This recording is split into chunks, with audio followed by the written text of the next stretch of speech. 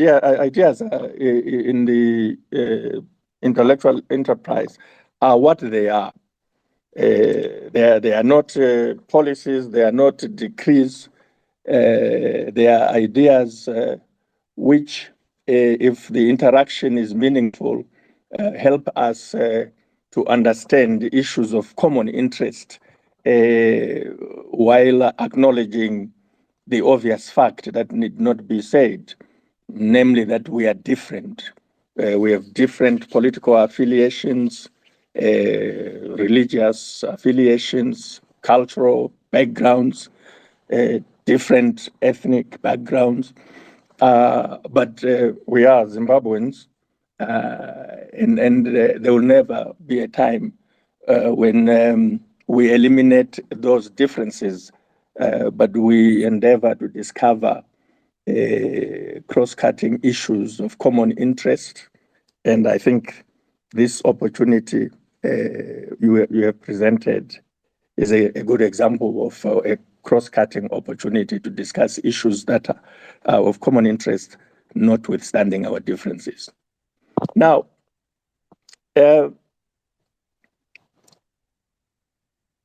whether MDCTA or MDCT and MDCA, it is the only party with two names, Triple C and ZANU-PF, ahead of the 23 general elections on the back of the by-elections that were held in March, on the 26th of March.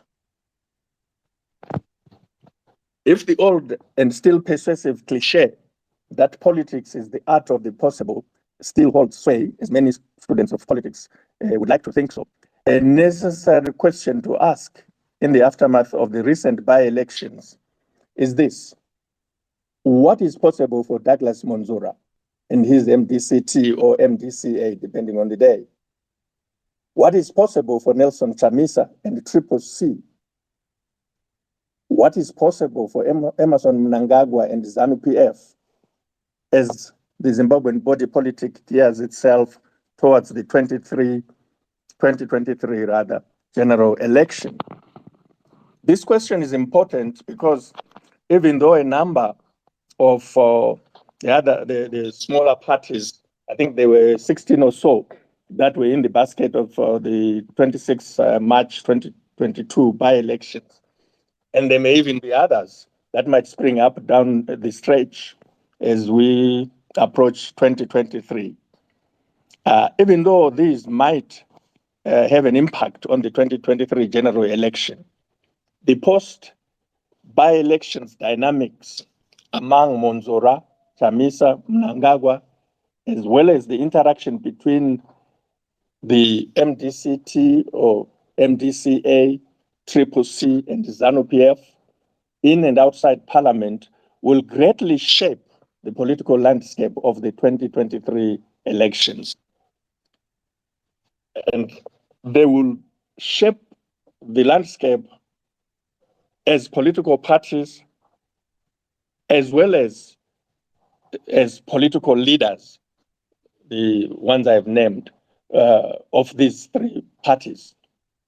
Why is this so? It's because, all told, the by-elections which took place in some 1,990 polling stations covering 265 wards in 28 constituencies and 122 local authorities were not only an electoral contest between the three parties and these others, the smaller ones, but more importantly, the by-elections were also a referendum on Douglas Monzura, on Nelson Chamisa, and Emmerson Mnangagwa in their respective parties.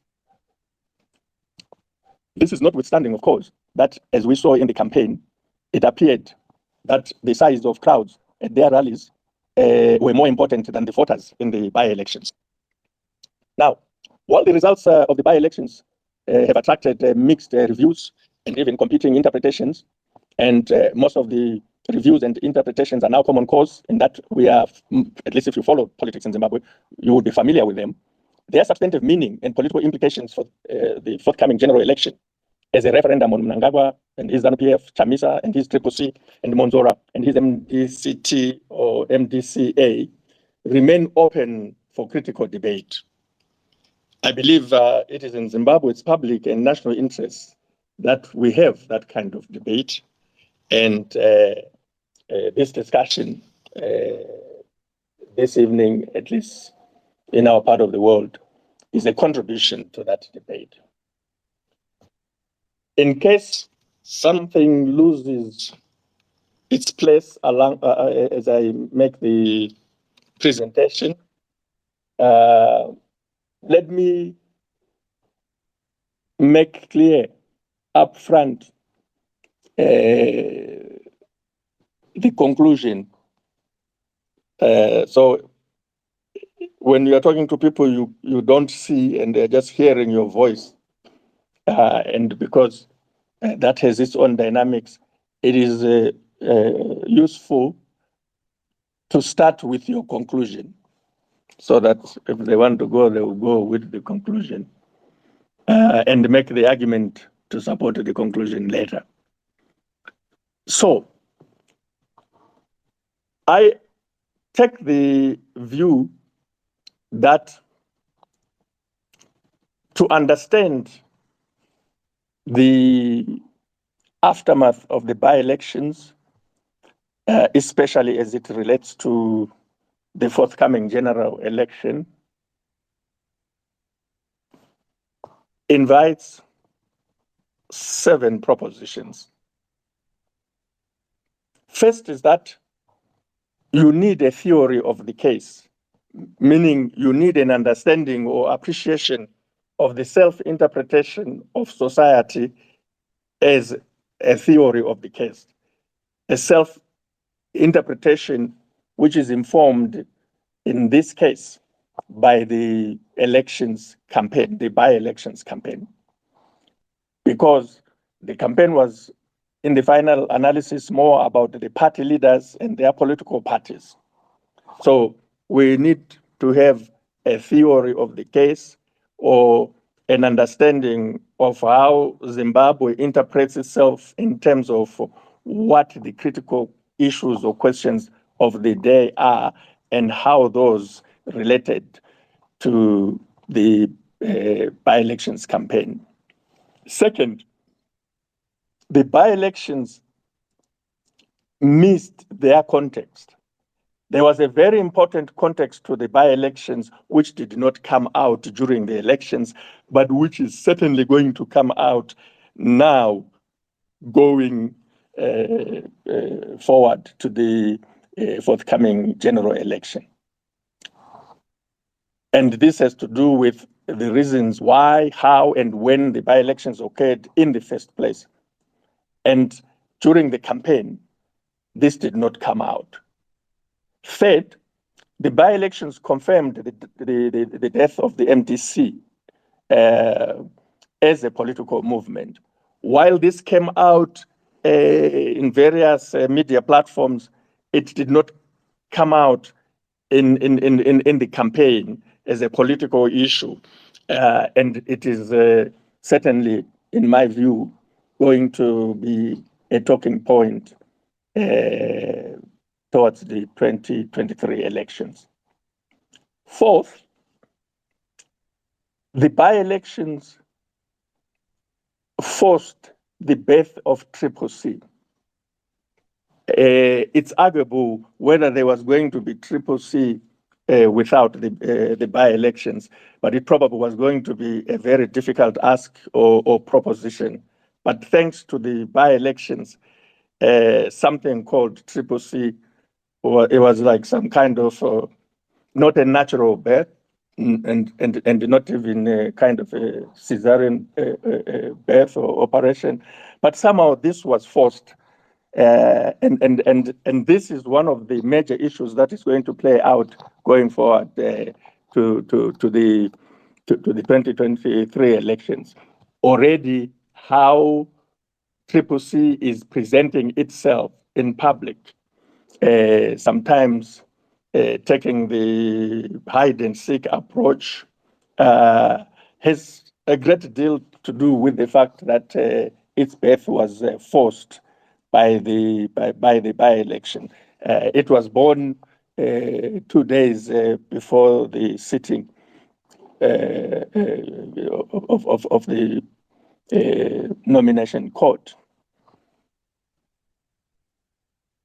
And because its birth was forced, its growth is not assured, not least because it's still early days, and the early days so far, what we see, what we hear, what people are talking about, what we're analyzing, smacks of a birth of something we have seen before. It smacks of a birth of something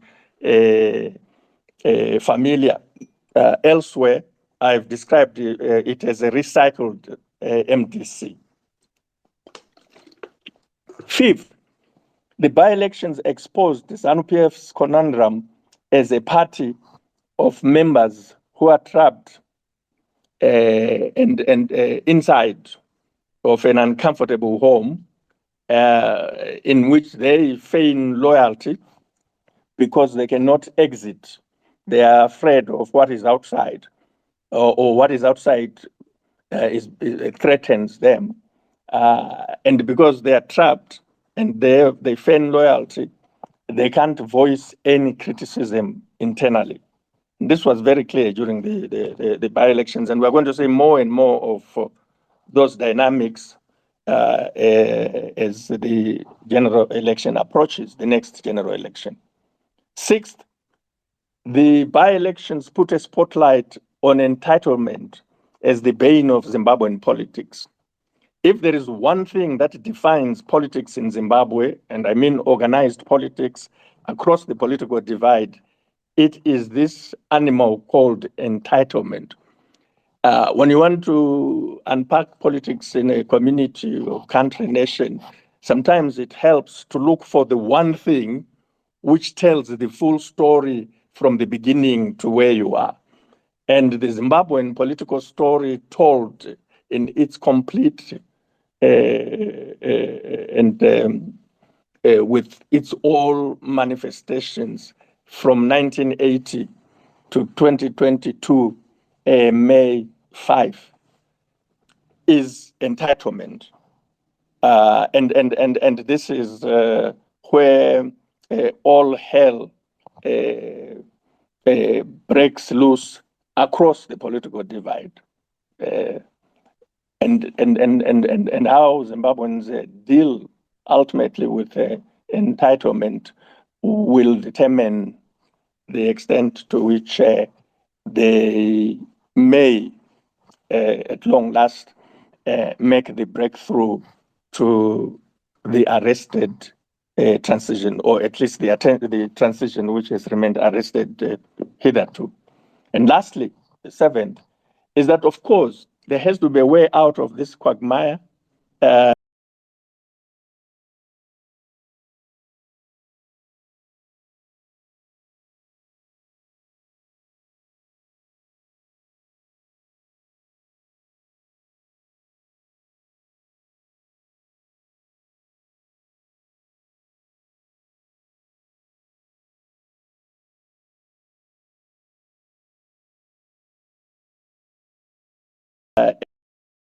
And promotion of a national spirit corps, which is based on shared constitutional values that we can all relate to and associate with, to break the barriers and build the bridges that can bring Zimbabweans together beyond electoral politics.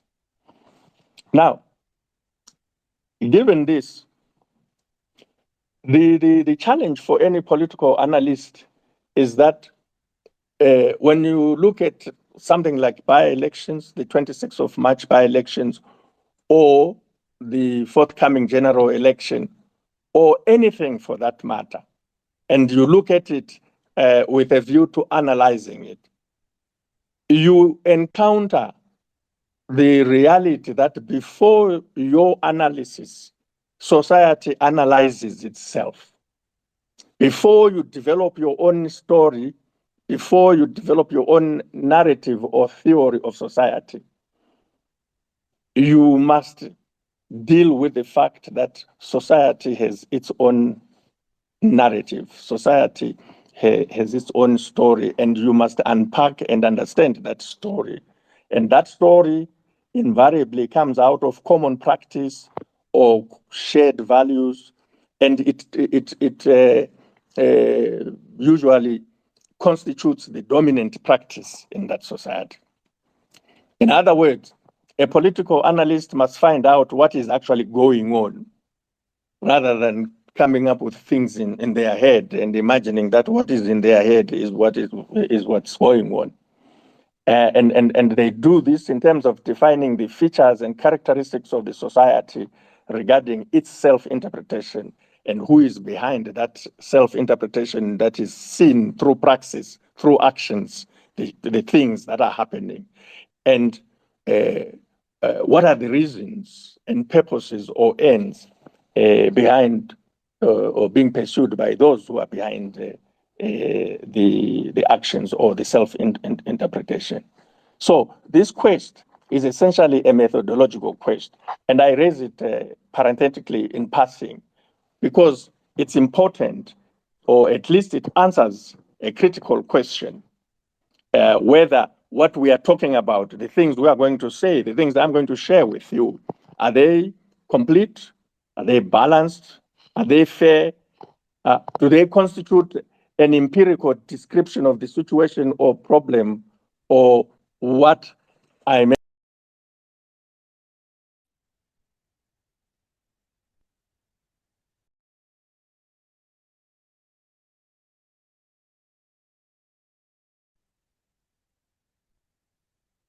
In terms of what's going on. And this is really important today in the age of the new digital platforms for sharing ideas, where a lot of stuff is anecdotal.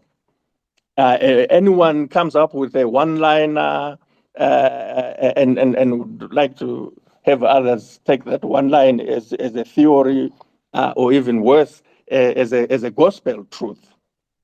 So it's important in the back of our mind to have this question: are we empirical about what we're talking about, or are we talking about what people want to hear?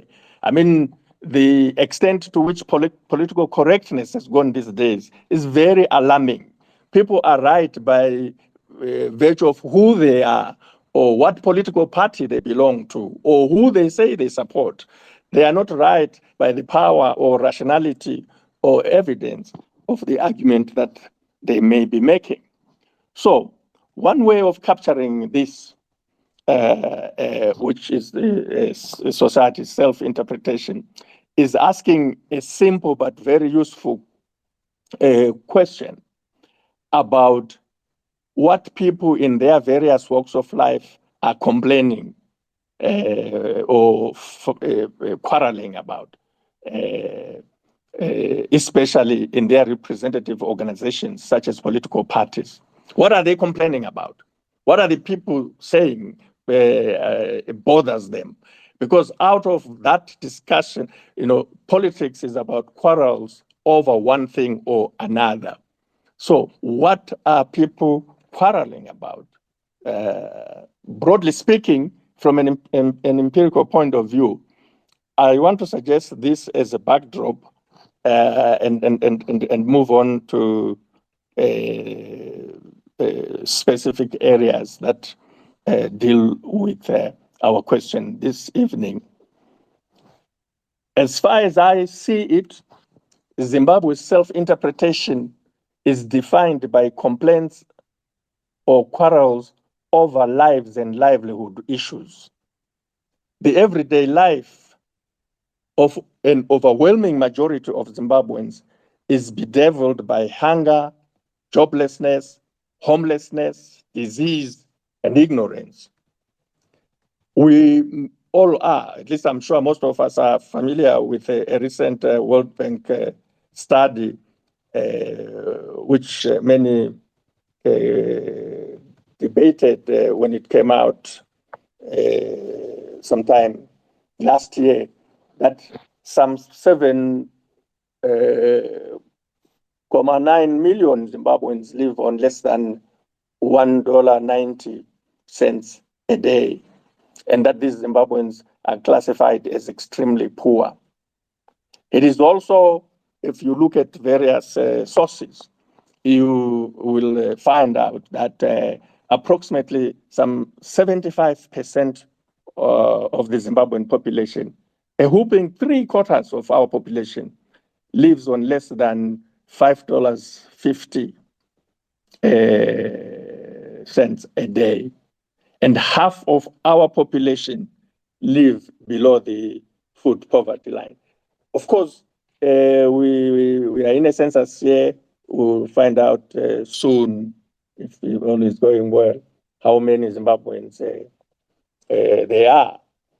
But most of these Zimbabweans, 3/4, who live on $5.50 a day, also, apart from the challenge of the food challenge, have no roof over their head. And about 4 million Zimbabwean children are in conditions of chronic hunger. They are chronically hungry.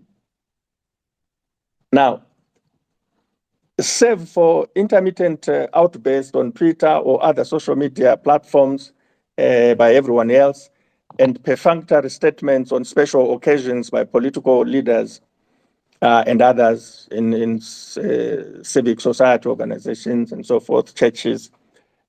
Save for those instances, the livelihood plight of 3/4 of Zimbabweans, which is very easy to summarize because and even to quantify, because it is a livelihood matter, is not part of the daily debates in Zimbabwe, in the electronic, print, or digital media platforms such as this one, or even the common ones like WhatsApp and so forth.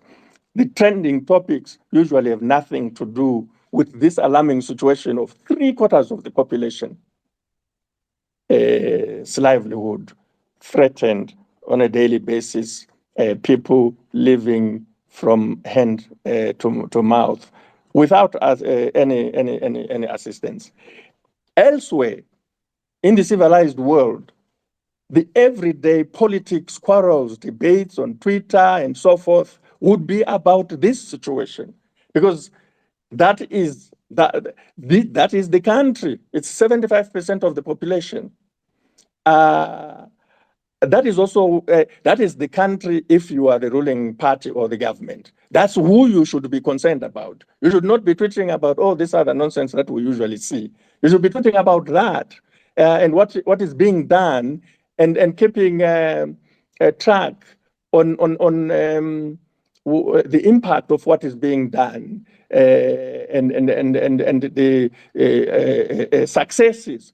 I mean, it's amazing, people drill a borehole and they call the whole world to see, celebrate. They put a footbridge. They want everyone to come and see. But they never say that this borehole of this footbridge is contributing to the alleviation or amelioration of the livelihood quandary of this 75% of the population in this or to this extent, and we are making progress. If you are leading a country with 75% of the population in this kind of existential quandary, surely you would expect that to be the primary focus of your politics. Similarly, if you are in the opposition, that should be the base of your politics. That's where the votes are in this 75%. That's where the manifesto should be focused on. I raise this because if you look back at the by-elections campaign, and one which many said that is smacked of a mini general election or was a mini general election, it was not in any way, shape, or form focused on the lives and livelihoods of these 75% of the people. There was nothing about that. It was about the leaders.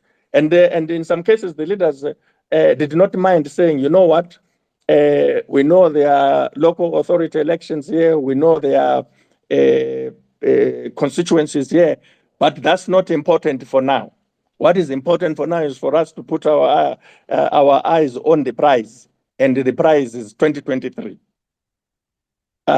Yet, you can imagine how meaningful it would be if you kind of ground, if you are already thinking about 2023, it is about numbers, it's about votes. 75% of the people are finding it difficult to make ends meet. But yeah, they said these by-elections are a dress rehearsal for the 2023 general election. But we didn't see the dress, let alone the rehearsal, in terms of the existential challenges that compatriots who make up 75% of the population and who are therefore the main base of the electorate suffer or encounter on a daily basis. So what was the campaign about? And what was it for? How does it relate to the forthcoming general election if it was not about lives and livelihood for the majority of the people? What emerges from the foregoing is that it is not possible to do meaningful politics without a theory of the case. It is dangerous in politics to be self-indulgent, to have a theory of the situation based on self-projection. It should be based on the self-interpretation of society. It must be informed by society's self-interpretation. And once you have that, it becomes reasonably possible, I would say, with easier facility, to come up with an alternative to the status quo. And the alternative to the status quo, prevailing theory of the case, is necessarily a critique of that theory of the case. And it becomes an interesting, grounded story. And the messaging becomes possible, which is grounded. You don't get, I don't know about others, but for me, there's a kind of politics which is okay during election campaigns, such as we witnessed in the by-elections, where the contending parties critique one another. Like, this one said this yesterday, but this is not true because what is true is A, B, C, D, and so forth. But, in the end, politics is not about what you are against or who you are against. It is about what you are for and who you are for, because what you are for should resonate with who you are for in order to have a meeting of minds, in order to touch the hearts and minds of people. If you always churn out anecdotes about this, about that, from left, from right, from center, when you do that, you are the audience of what you are doing. And of course, if you are on Twitter, you may have a lot of, what do they call them, retweets or likes, some quite genuine, but many will be coming from people who want to waste your time. Every country now has intelligence organizations that specialize in these bots that know that we are vain creatures.